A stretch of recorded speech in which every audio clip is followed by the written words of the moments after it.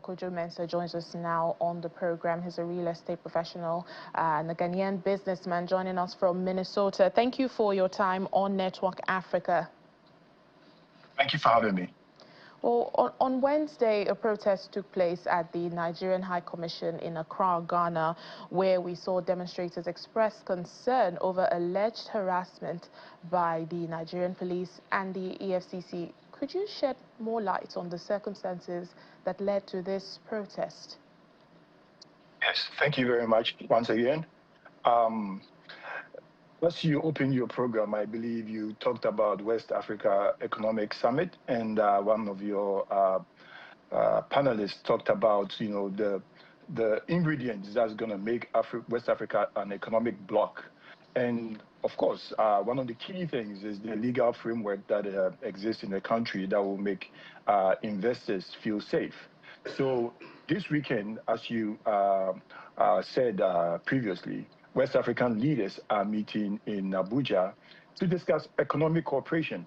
So when you have situations where even among West Africans, we are unable to do business freely without the legal system and the police system being weaponized by few elements to, hound businessmen and take, in other words, expropriate their assets and criminalize them in the process. This does not serve as a good example to even support the agenda of Mr. President to attract the needed foreign direct investment into Nigeria. Now, what happened in Ghana over the weekend, which I also happened to stumble across just as you did, was Ghanaians reacting to what had been orchestrated in Nigeria, in Abuja specifically, spearheaded by certain elements in the Nigerian police, headed by the IGP monitoring team, Akin Fakorede, to attack our business and criminalizing the process. So this is what I believe spurred up the reaction that made those also good and well-meaning citizens of Ghana to bring their grievance to the Nigerian High Commission. Of course, I would preach that whatever is done in a peaceful and harmonious fashion.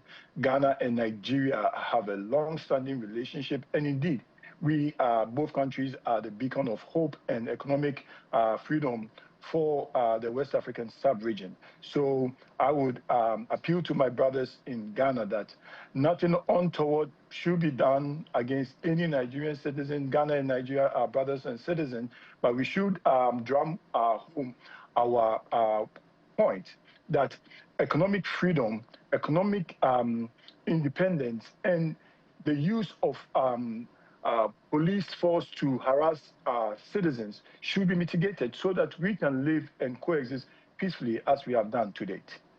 And we understand that a lawsuit has been filed at the Federal High Court in Abuja, and that's against the Inspector General of Police of the Nigerian Police and the EFCC. Now, what is the current status of this case, and how have these agencies involved responded?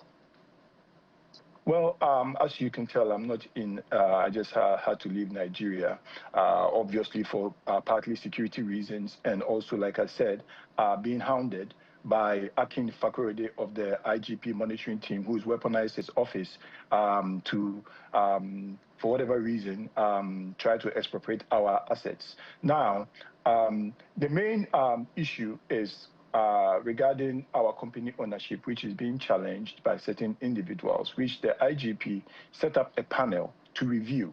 Now, this panel completed their work in April 9th, where I participated in all the interviews and the exit meeting, where we were assured that the panel had concluded their work and it was being sent to the legal team for review. It's been 2 months. The Ghana High Commission has written for a certified true copy of the report. We have written 4 times, only for us to find out that Akin Fakorede is now doing his own report, trying to suppress the report that has been done by the panel. The Attorney General of the Federation has written through his DPP to the Inspector General of Police of Nigeria to send the panel, which was led by high-ranking officers of 11 officers, who did the investigation that sent the panel report to the Attorney General's office for them to review it and also make their own determination on that. This report till to date has not been done. And Akin Fakorede had then sought to use other means to harass us by several invitations, which is what led us to decide to go to court to take action against him to prevent him from further harassment against our rights, and also to stop him from weaponizing the police force to intimidate us. As I'm speaking to you right now, my estate, which is the River Park estate, is being overtaken by thugs who were arrested by Zone 7 unit of the police under the instruction of Fakorede. They were released yesterday, and this is verifiable information that you can verify with the Zone 7 division of the Abuja police. This does not go well. I was harassed by EFCC Zone 2, led by Michael Wetcast, for obviously no reason. Yes. I know there's a lot to unpack, and even with, the claims you have made, but I'm afraid we've run out of time, and we would definitely, get the other side to this story. You've mentioned some names, you've mentioned, your claims and all. We do apologize, but this is where we would have to end the conversation, but it still goes on. We would still continue to on this story, but the bottom line is, peace between Ghana and Nigeria. The bottom line is, absolutely, yes, a good relationship between both countries and the citizens for economic prosperity across the region. Well, thank you so much, absolutely, Mr. Mensah, the real estate professional, Kojo Mensah. Thank you for your time on our program. Thank you for having me.